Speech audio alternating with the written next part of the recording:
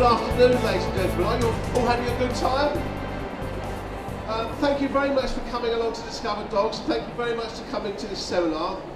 The bond with your dog is one of the very most important things about having a dog.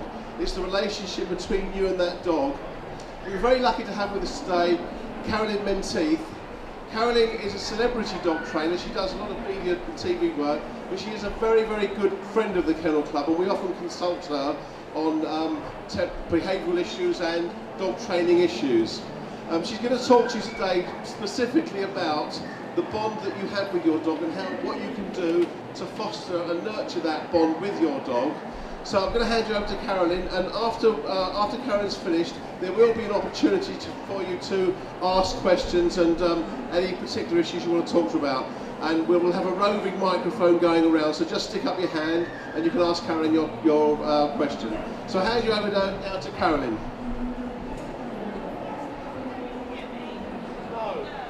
No, we can't hear you. Can you hear? Oh, that's a lot better. Dogs I'm great with. Technology I should not be let loose on. I've told this man he's not allowed to go for lunch. He's got to stay here for when I break this. As Bill said, I'm a trainer and behaviorist, but the thing that I am most interested in, and the thing that I try and do most of my work on, is improving the bond that you have with your dog. Because unless you've got that bond with your dog, nothing else is going to work. Your training's not going to work, and just that unconditional love that we're all looking for from our dog just isn't going to be there. So a lot of this is going to be talking about how to make that bond better and stronger. Whether you've got a dog that you've had for years, a dog that you've rescued, or you've just taken on a puppy, how to get that unconditional love. One of the reasons I love this show is because it gives people a chance to go around and find the ideal dog for them. And that is number one key point to how to make a bond with your dog. Any of you here got border collies? Yeah? Border collies are probably, and I'm sure you'll agree with me, the ultimate dog. You go out there, all the obedience champions, all the fly ball champions, all the agility champions, they're all border collies. Which means that should mean they should be the easiest dog to have, shouldn't they? Because they're so easy to train. Really not. If you have a border collie, and as this lady in the back will tell you, who's got a border collie, your job description becomes owner of a border collie. That's it. You don't do anything else. Because these dogs are bred to work. They're bred to work every minute, every hour of the day that they're awake, which is fantastic if you're going to go out there and do obedience and do fly ball and do agility. But if your idea of a perfect day's entertainment is a little bit like mine, you know, start with some smoked salmon bagels, maybe watch a DVD, open some champagne for lunch, border collie is going to be a nightmare.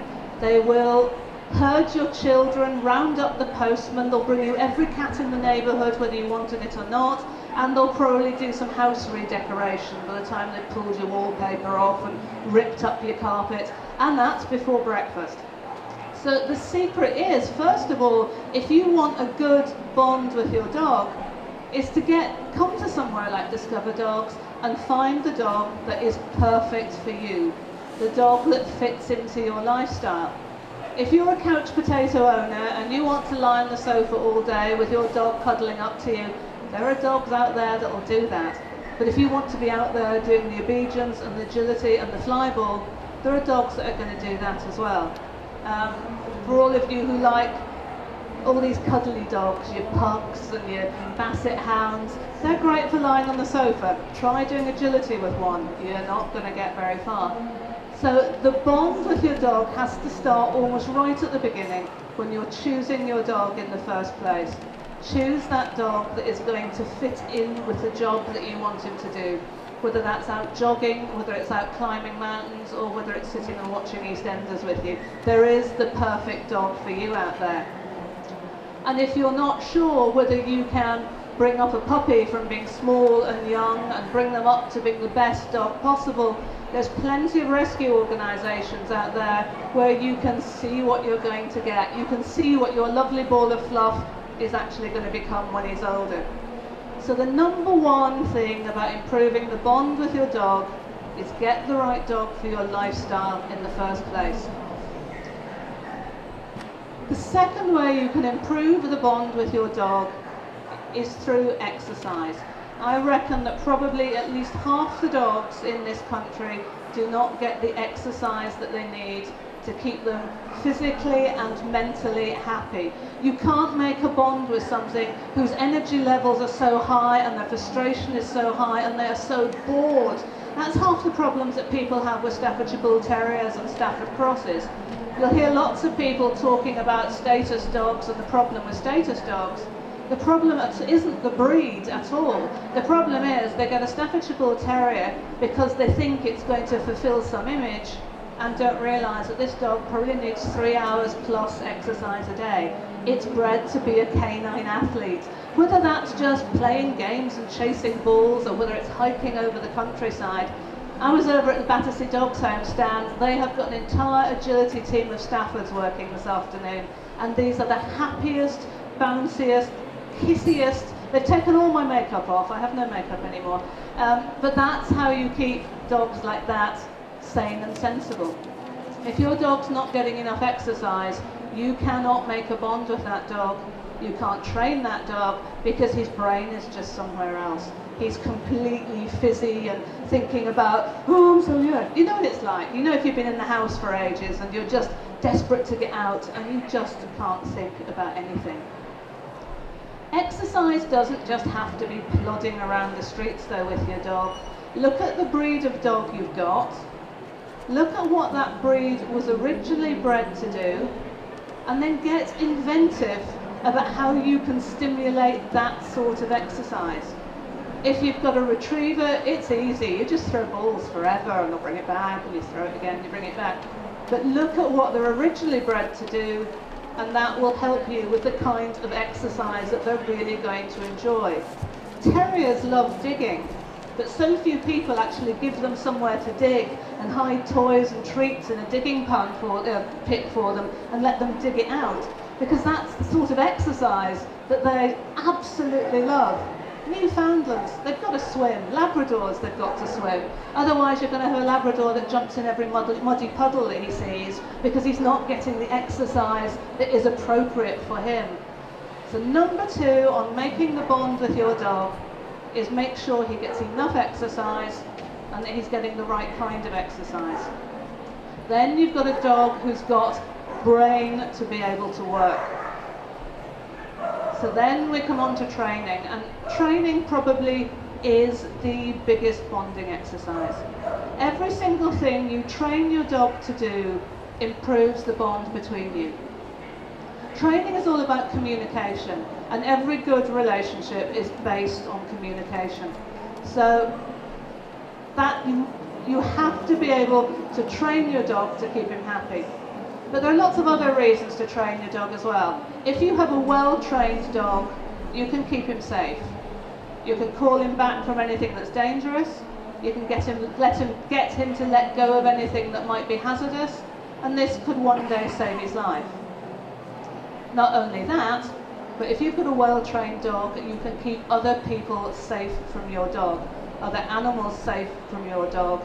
And we've got a very, very litigious society right now. People like prosecuting dog owners for all sorts of things. And so this is another way that you're going to be able to keep your dog safe. Selfishly, of course, having a well-trained dog is just much more fun to live with. He's not going to be rounding up the children, defingering the postman, knocking over granny. All of those things is going to make family life fraught and will just break down the bond between you. But there's a tiny bit more to it than just that.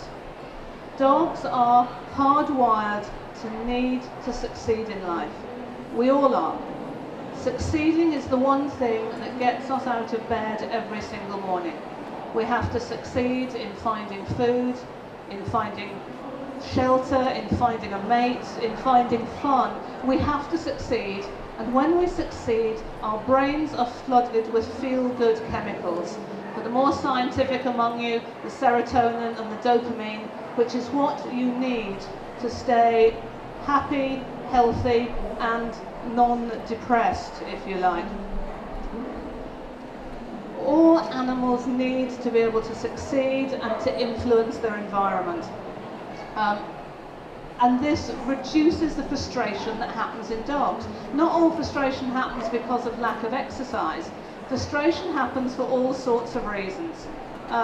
Those of you who haven't had any lunch yet, I don't want to think of you as being hungry. You are nutritionally frustrated. If you go out there into the hall there and you manage to hunt and gather a bacon sandwich or whatever it is, you have influenced your environment, you have succeeded, you will eat your sandwich and lessen the hunger frustration, the nutritional frustration, and your brains will be flooded with the feel-good chemicals that success brings, as well as bacon sandwich, obviously. So the best way that you can build a good bond with your dog and train is to give him opportunities to succeed, which is why we reward-based train dogs. If you look at all these old-fashioned dog trainers, imagine the sort of the opposite to me, or at least I hope she's the opposite as me. Imagine she's standing there. I'm going to call her Cynthia Muffle. She's my traditional dog trainer, and she's there in her tweed skirt and her sensible shoes, and she's shouting terrifyingly at dogs and yanking them around. And what she's looking for when she's training is she's looking for all the bad things that the dog does so she can punish the dog. Now, this isn't a way to build a bond with a dog. What I'm looking for is when I think that dog's going to do anything I don't want, I'm going to try and change what he's thinking about. I'm going to get him to do something that I do want him to do, and then I'm going to reward him for it. The problem is, if you punish a dog for doing something wrong, you have got no guarantee what he's going to do in the future. All you've done is shown him what you don't want him to do. So there are no predictors as to what that dog is going to do in that circumstance in the future. And that's where my dear friend Cynthia Muffle and I are going to completely disagree. What I'm going to do is, in that situation, I'm going to show the dog what I want. I could lure him with food, I could lure him with a toy, but I'm going to show him what I want, and then I'm going to reward him for it. Any behaviour that can't talk now. Any behaviour that is rewarded will be repeated. How many of you have got dogs that beg at the table? Be honest. Me, I'm admitting it, my dog begs at the table. That is because at some point in the dim and distant past, somebody has fed that dog from the table. So that behaviour is repeated. Now, my dog also knows that my fridge contains food. But my dog has never sat there and spontaneously begged to the fridge, because the fridge has never just opened and thrown food at my dog. So there is no point in that behaviour, so it is never repeated. So behaviour that is repeated is rewarded. So because I have changed my dog's behaviour, I have got a half-decent indicator of what he's going to do in the future in that situation. And that's the difference between me and my imaginary, I've got an imaginary friend, that's a worry, isn't it? And my imaginary friend Cynthia Muffle here would do. So now we've got the right dog, we're exercising him properly, and we're training him using reward-based methods so he gets a chance to succeed. Any of his frustrations is being replaced by all those feel-good chemicals that is just going to make him healthy and happy. So what else am I going to do to improve the bond of my dog? Well, I'm going to play with him. I'm going to find games to play with my dog. Now, there's all the obvious outdoor games that you can play. Retrieve games are fantastic. And if you've got retrievers and collies and even terriers, you can train fantastic games. You can throw toys, they'll bring them back. Then you've got the dogs that you throw toys and they just go, if you wanted it, why did you throw it away? And you've got to get a little bit more inventive with these kind of dogs. All sorts of games you can play when you're out and about. You can play tuggy games. You can play jumping over fallen trees that we've found and reward your dog for that. When you're out and about, look at every single bit of your environment and think, how can I make this a fun game? Your exercise session shouldn't just be about plodding around the countryside while you're on your mobile phone and your dog's off gone self-employed. Because if you do that, the rest of the world is going to be much more exciting than you are. The squirrels are going to be more exciting, other dogs are going to be more exciting. In fact, if you're on your mobile most of the time, chances are the trees are going to be more exciting. You've got to be the most exciting thing out there, so that when you take your dog out for a walk, all he wants to do is look at you, because you are the most fun that can be had out in that environment. A lot of the time, that's why people have big problems with recall, because their dog's not really that interested in them. All the fun's out there and you're just really boring. So put games into your walk, whatever you know your dog likes. Either take the best treats in the world out with you, and you can do fun things, hide treats under things and send your dog to go and find them. Try scent work. Very few people actually utilize their dog's noses particularly well. And you can have great fun with that. If you go out with somebody else, you can get them to hold your dog, and you can go and lay a little trail just by walking, put his favourite toy down, and send him to go and see the world in smell-o-vision. Be inventive. It's trying to find ways to make a relationship with your dog, rather than when you take your dog out, it being you doing your thing and him doing his. But games don't have to be about outside. I'm not the world's most outdoorsy type. If it's cold and if it's raining, quite frankly, I'd rather stay in the house.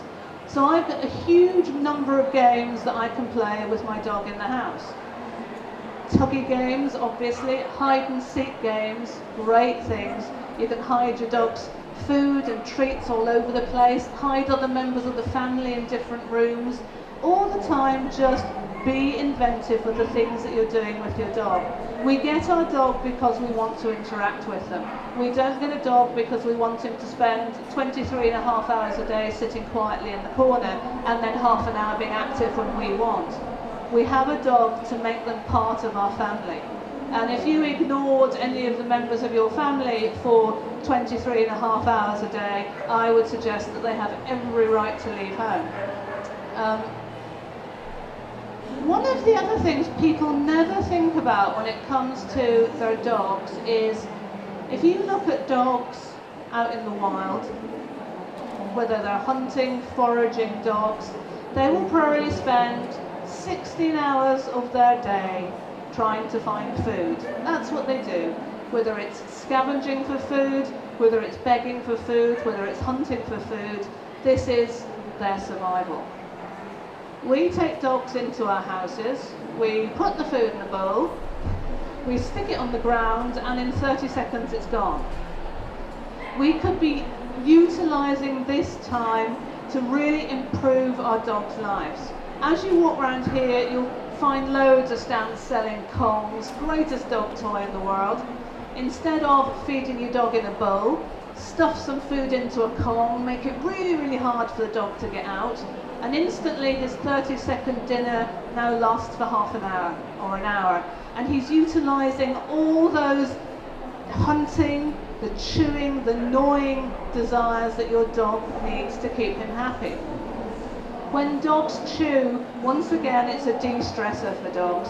In the same way as people bite their fingernails or chew chewing gum, it calms them down. And if you've got a slightly fizzy dog, if you give him the opportunities to chew, it just de-fizzes him a little bit. The lovely Sarah Fisher, who's a very good friend of mine, has got her bull terrier with her, who came in this morning because she'd been here all day yesterday, and she was just this mad, crazed, bully mass of sort of... So the first thing Sarah did was go and find something that Cookie could chew on. And within 15 minutes, Cookie had just gone, okay, I'm calm, I'm chilled, I'm with it. It's all those hormones released in the brain that come with the chewing that make a dog just realise that they're calm, it's all right again. So you can use food as a de-stressor, but you can also use food as a good way to bond with your dog. Who says that all food has to be fed from a bowl? It doesn't have to be. It can be fed from your hands. There's a great way to bond with your dog. Instead of putting the bowl down, you hold the bowl a bit at a time. Bit here, maybe we'll go over here, have another bit. Maybe you'll give me a sit, oh that's nice, another bit of food. And you can stretch out your dog's feeding time. If you don't have time for that, oh, I'm breaking the technology. If you don't have time for that, you can try scatter feeding the food. Go out into your garden, and as long as you're not garden proud, because this does encourage your dog to dig, just throw the food into the garden. That's your dog for 2 hours, 3 hours, you won't see him again. He'll be sniffing out, looking for every single bit of food. And you're utilising that hunting, that sniffing, that scavenging part of his brain that we so rarely let our pet dogs do. And that just helps them just be calm, be sensible, and this all improves the bond they have with you, and then the ability that they then have to listen to you. I don't know how many, I was only going to do 10 points, I don't know where I've got to now. There are lots of interactive toys that you can buy out there, but they tend to be really, really expensive, which is fine. I mean, I spend far too much money on my dog, but interactive toys do not have to be expensive. The definition of an interactive toy is just something generally that dispenses food that your dog has to work out how to do it. Anytime you finish a kitchen roll and you've got a nice cardboard roll, don't put it in the bin, keep it. Screw the ends together, put some food in it and put a little hole in it, let your dog eat it. He can play with that for ages till he works out how to shred it.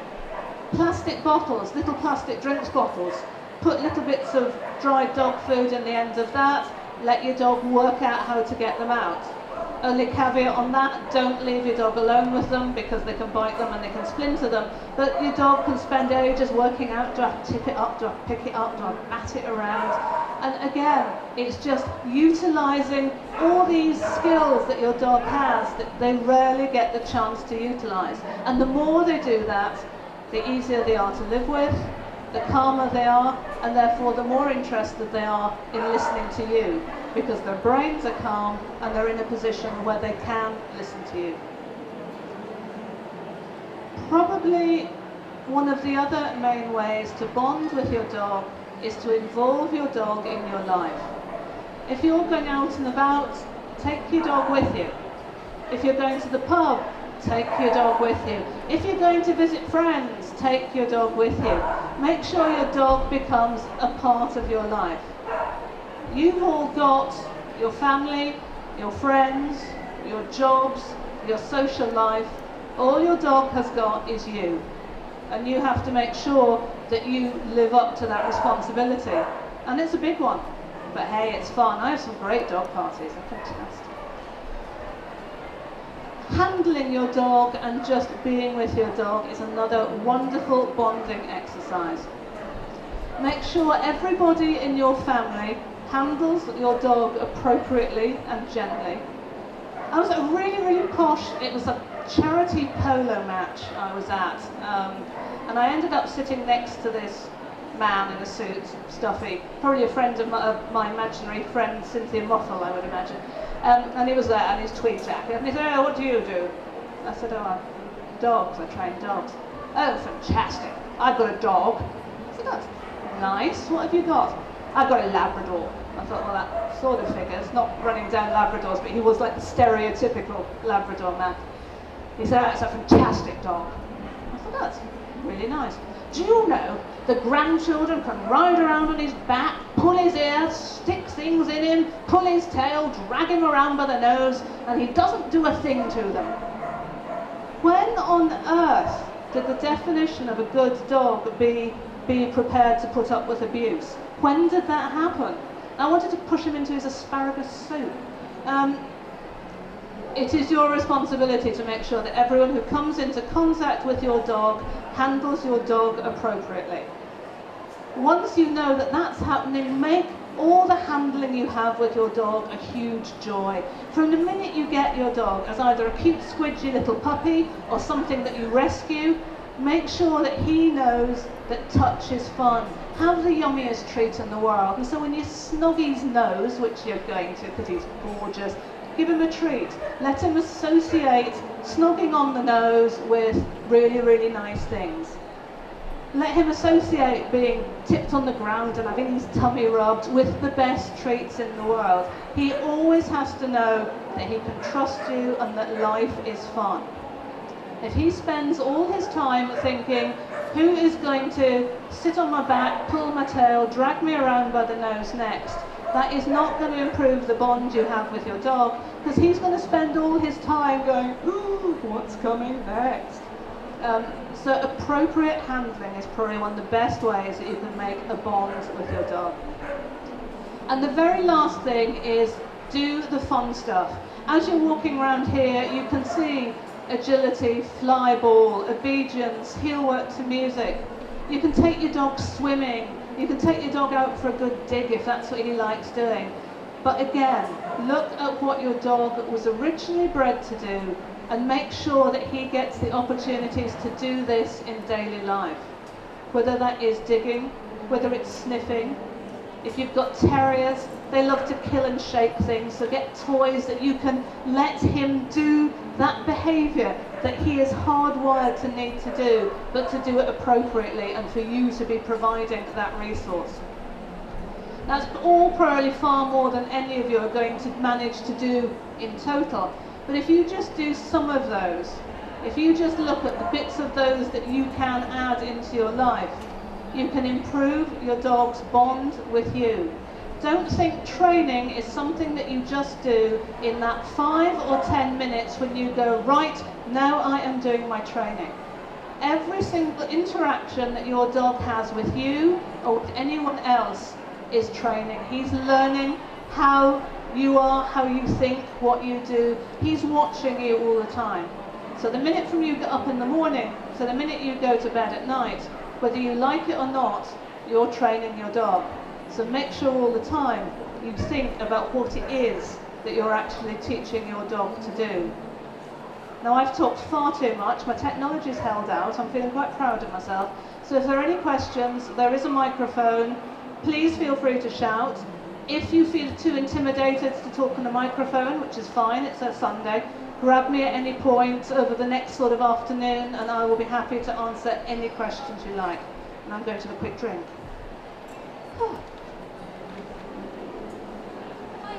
And I'll be avoiding my friend Cynthia Muffle as well because she hates me. Sorry, my dog is actually lovely with other people, but sometimes just hates other dogs off the lead, sometimes hates other dogs on the lead, and then sometimes is fine with them. And I don't really know like why he would be fine, sometimes fine, and then not. And he does really horrible things. But he's an absolutely lovely dog, so I don't really know what to do. First of all, did everyone hear that as a question? Okay. The majority of dogs who are not great with other dogs, it generally happens on lead. Have any of you got dogs that are slightly dog phobic on lead? Yeah. Normally that happens because if a dog's at all worried, if it sees another dog that it's not too sure of, it switches into the fight-flight response. And if the dog's on a lead, you have taken away the option of flight. He can't run away because he's on a lead, and so you have only given him one option. He has to either hide, pretend it's not going on, or his instincts are telling him, I can't run away, I have got to be ready to fight. And if at that instance another dog gives him bad body language, makes him just that little bit more worried, he's more likely to go, okay, I'm going to have him before he gets me. And that is the majority of where you see dog-to-dog aggression on lead. The majority of dog-to-dog aggression starts through fear. In fact, I would probably argue that in probably 99% of cases, dog-to-dog aggression starts through fear. What happens is, the dog thinks, okay, I'm a little bit worried, don't know how to deal with this situation.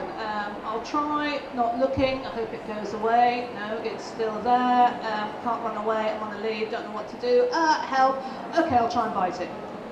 Bites it, and the problem goes away.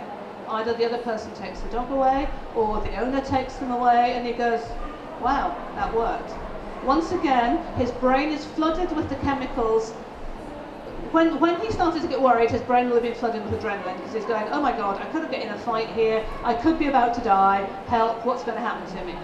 When he reacts with aggression and that aggression goes away, First of all, he gets that massive rush of release of endorphins. It's the same as jumping out of a plane. You think you're going to die, you land on the ground and you go, wow, I didn't die. And that's why these thrill seekers seek bigger and bigger and bigger thrills.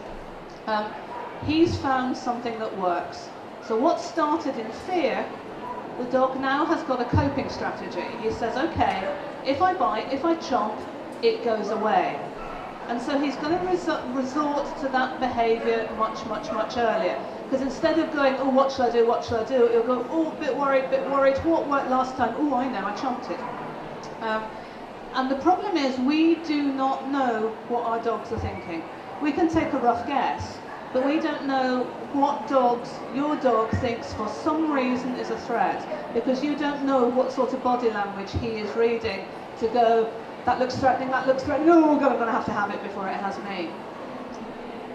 The problem with dog-to-dog aggression, problem with any aggression, is every time the dog does it, he gets better at it.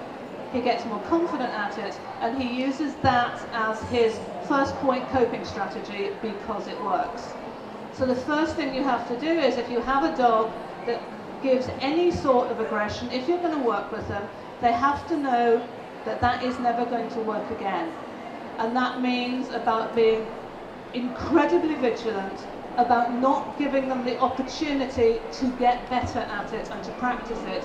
But what you have to do is, back to my friend Cynthia Muffle. If your dog did that in front of Cynthia Muffle, she would probably pin it to the ground, shout in its ear pinch it, or whatever. Because that aggression has started from fear, that really isn't going to help. It might suppress the behaviour, but you cannot change a behaviour in any dog unless you can change the emotional response in that situation. So what you have to do at any time you think your dog might react in a negative way, you need to have an alternative behaviour. And what I train is, I train a watch me command. And I train watch me from being tiny. From the minute I get my dog, I will train my dog to watch me when it's quiet in the house with no distractions. I'll say his name. If he looks, he'll get a treat. If I say his name and he doesn't look, well, hard lines. Until every time I say my dog's name, he's going, yeah, what's next?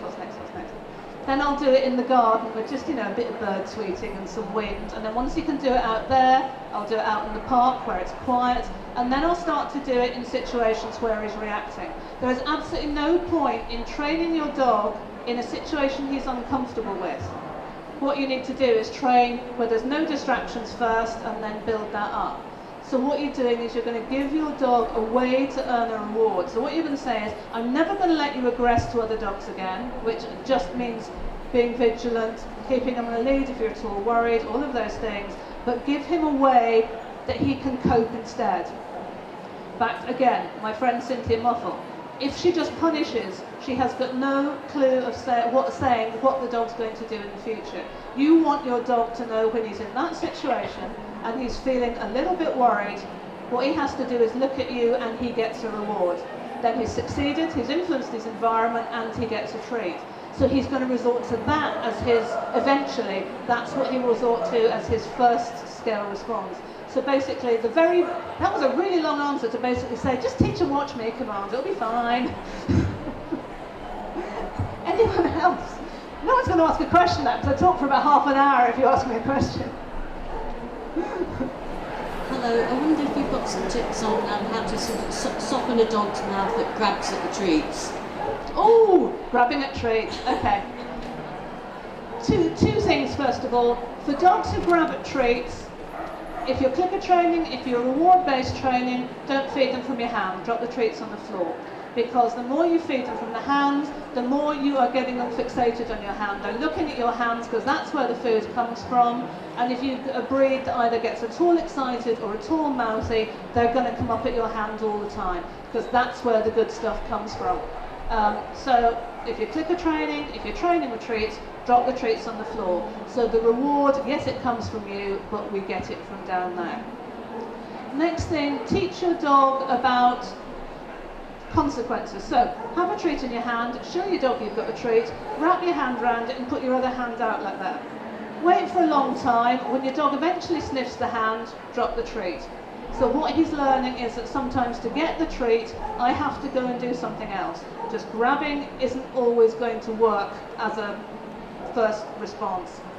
And then teach them bite inhibition. So again, hand on the treat, wrap your hands around it, the dog will do bite, bite, bite, or if he's pawing, he'll do paw, paw, paw, and you wait for that minute till the dog stops that going, okay, how do I get that? And the minute you see that step back, you go, that's how you get that. And then you build that up all the time. So the dog knows that he is never ever going to get food by grabbing at your hand. The other thing is make sure every single person in your household and every single person who comes into contact with your dog does exactly the same thing. Otherwise, your dog, he'll never get it. Dogs aren't very good at things like that. I mean, my mother, who should know better, she's not here so I can say this, her big thing is, oh, I don't mind my dog getting on the sofa as long as her paws are dry. So what's she going to do? Come in and go, no, better not jump on the sofa today. Consistency, that is the big secret in dog training. I've always said, people say to me, who do I think is the best dog trainer on television? And I will tell them that it's Super Nanny. And that is because she is utterly, totally consistent.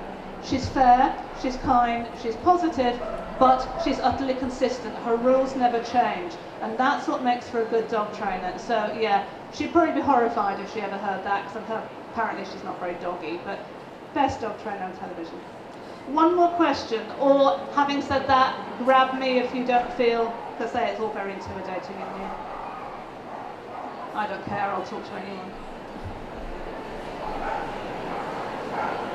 We had a dog until recently who was quite anxious when we left. He was a Cabernet Charles Spaniel, and he was absolutely fine as long as there were people around. If you left him on his own, he'd actually throw himself at the wall, the door, furniture, just on and on, to the point that he'd actually put his own hip out, just because he didn't want to be left on his own. As far as we know, we weren't rewarding him for this, because we weren't present, except that we came back and we found him.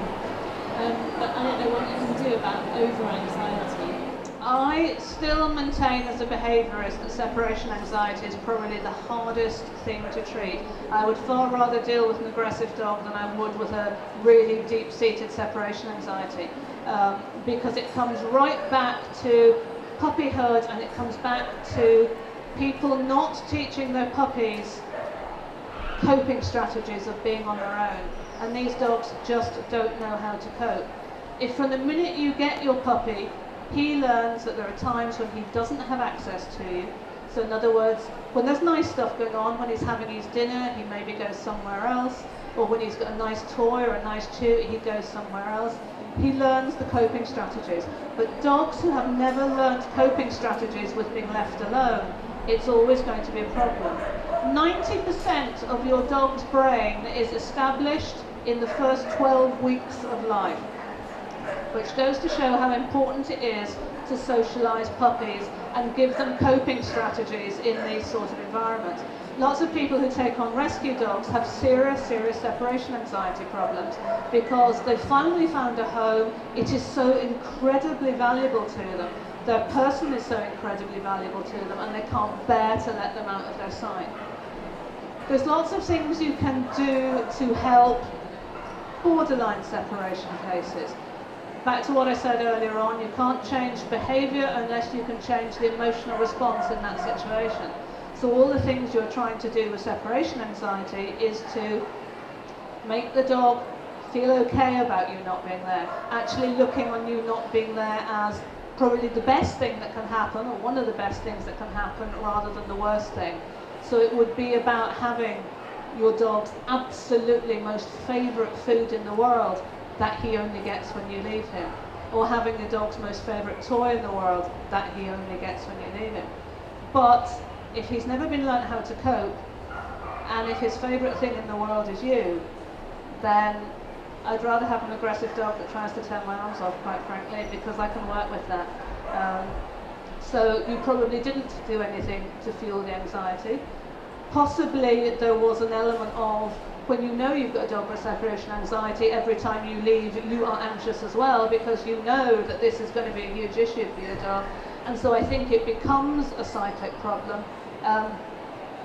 But I don't like working with separation anxieties. The other reason I don't like working with separation anxieties is because I don't think many people can actually put into effect the sort of program you need to deal with separation anxiety, which is, to start with, leave for 15 seconds and then come back and reward, then 30 seconds, and then you build that up eventually to 2 hours, but that might take, I don't know, about a year.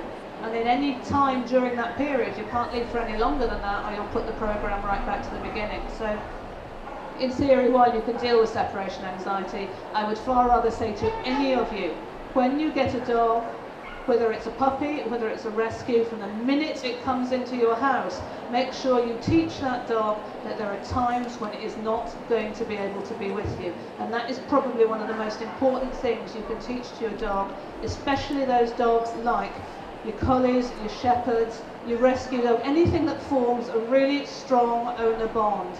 You have to teach them that part of their life as a dog is that they don't always have access to you, but that's still okay and that is still rewarding. Thank you very much, everyone. It's been lovely to see you all. I hope you have a fantastic day. If you've got anything else you want to ask, please grab me. I'm judging on the companion dog ring the rest of the day. I have lots of gaps, though. Come and corner me and I will happily answer any questions, as long as you're prepared for me to talk for about half an hour for the answers. Sorry. Have a great day.